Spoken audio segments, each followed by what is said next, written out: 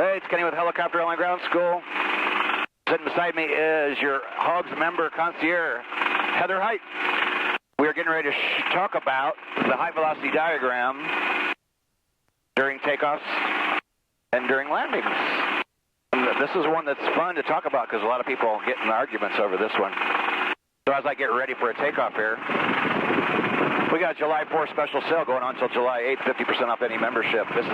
We've only done this several times in 10 years of being online. We've done it maybe one or two times. And we decided because of the bad economy and everything else,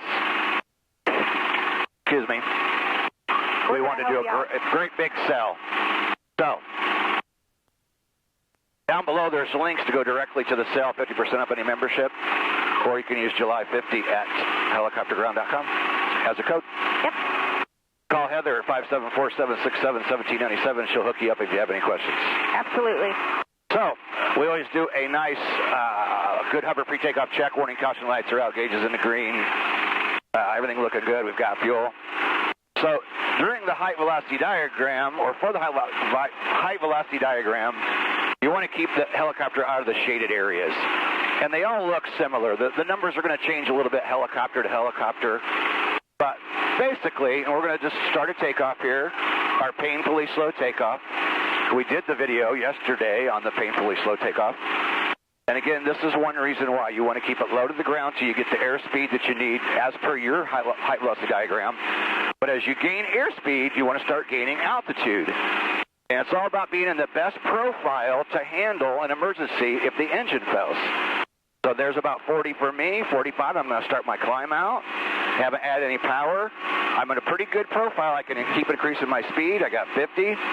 Now I've got some, right now having an engine failure would suck, but I could deal with it. I can put a flare into it, slow it down, level it onto the ground.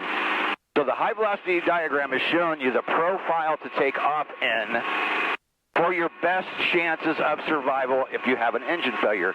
If you're too fast and too low, you'd have to flare to slow down at an engine failure, and you could bang your tail and crash the helicopter. Or if you get too aggressive going up too much, engine fails, you can't get the airspeed to get a flare to get yourself back on the ground properly. So, that is designed for takeoff. So now I'm going to go around and apply the high velocity diagram to my approach and landing. Just kidding. Some people say, oh, well, the high velocity diagram on your approach, you should be thinking about that. Well, one guy I like to talk about a lot, his name is Jerry Ventrella, legend in the industry. And he's the one that taught me way back at the beginning of my career. Well, when I was just learning as a private, I did my private and commercial with Jerry. And he said, Kenny, the height velocity diagram is designed for takeoff. All the numbers and all the testing that went into building these high velocity diagrams, they were all built during takeoff. They weren't built during approach. And he said, you have to think about the fact that during a takeoff, you're pulling power. You're asking more out of that aircraft. So you're running it harder, you're pulling more manifold pressure, more power, more torque, whatever the case is. You're making it work harder. You have high pitch applied. On a landing, which like we're getting ready to do now, think about the opposite. I'm going to have a lower power setting. I'm going to be slowing it down nice and gentle. The engine's getting a relief. Could it fail? Of course it could fail, but it's less likely to fail on an approach than it is on a landing. And I got that from Jerry Ventrella many years ago. And I've had people argue the point with me, and it's like, when you fly with a legend, and the guy's been doing it since Vietnam, and they write about him in, all these magazines. The guy's an encyclopedia of helicopter knowledge, and at that time, 20-some years ago, he'd done over 3,000 helicopter check rides in his career. Wow. So, and I've got the chance to train with some other gurus in the industry that I'm really proud. I got to fly with a lot of really cool key people, and they all use that same thought process. And today's video was inspired by Brian Rutledge, our operations manager, 30-year aviator. And he said, hey, talk about that because people don't understand. So we're on our approach to landing, taking our time, low pitch applied, low power applied.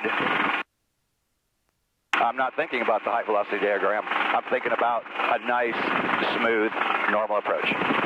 So, Heather, recap our sale. All right, so we have 50% off until July 8th for our 4th of July special. We want to help you out during this sticky economy right now.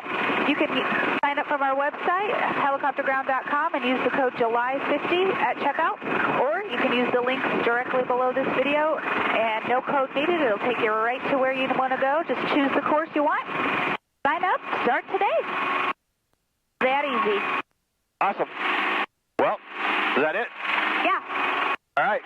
Peace out, and we'll see you in tomorrow's video.